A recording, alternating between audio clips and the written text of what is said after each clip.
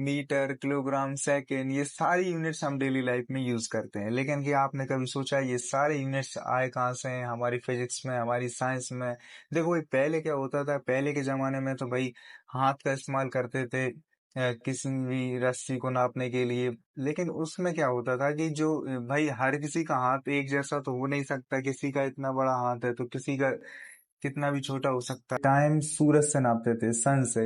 अगर सन सिर के ऊपर आ जाए तो भाई 12 बज गए। इस तरीके से पहले जो है टाइम, किलोग्राम, ये सब सारी चीजें बस अंदाजे से नापा करते थे। लेकिन अब 1960 में 1960 में ऐसा सिस्टम्स का डेवलपमेंट हुआ कुछ साइंटिस्टों के द्वारा, जब से हम टाइम को सेकंड में और मास को किलोग्राम में, इन सारी चीजों को हम आसानी से नाप पा रहे हैं। वेल, आज हम पढ़ने वाले हैं units of measurement and characteristics of a good standard unit. ठीक है, शुरुआत करते हैं यूनिट से। यूनिट क्या होती है? देखो पहले तो मैं इंग्लिश में बता देता हूँ एक डेफिनेशन, जो आप लिख लेना, बहुत ही 2 नंबर में आ सकती है, अच्छी है। The reference standard for the measurement of the given physical quantity is called the unit of that physical quantity. हाँ,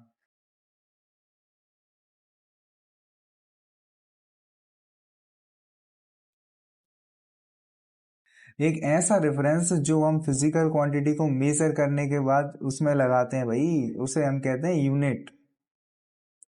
अब यूनिट क्या है? यूनिट ऐसे समझो, आप सड़क पे जा रहे हो और वहां पे आपने देखा होगा सड़क पे एक बोर्ड लगा रहता है, एक छोटा सा बोर्ड बना रहता है इस तरीके से, उस पर लिखा रहता है 50 kilometre, 20 kilometre.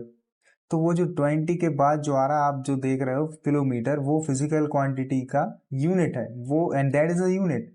Kilometre, second, KG, ये सारी ही तो भाई, यही तो यूनिट है। अच्छा, अब पढ़ने वाले हम एक स्टैंडर्ड यूनिट के क्या क्या गुड कैरेक्टर्स होते हैं, वो कितनी सुंदर होती है। सुंदर नहीं भाई, उसकी विशेषताएं पढ़नी है, वो क्या क्या विशेषताएं होती हैं एक स्टैंडर्ड यूनिट की।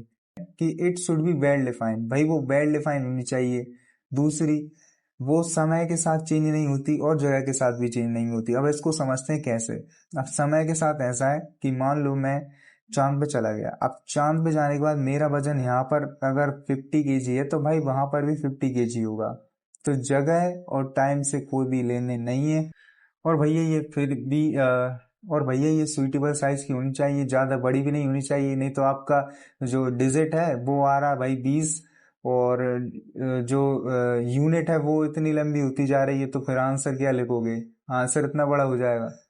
तो it should be suitable size, neither to be small not to be bigger, and it should not be affected by change in physical conditions like temperature, pressure, etc. मतलब ये भाई फिजिकल जो ये जो unit है वो फिजिकल कंडीशंस को नहीं मानता, या फिर इसका कोई इफेक्ट उस पर नहीं होता। क्योंकि मान लो भाई मेरा मेरा वजन 50 kg है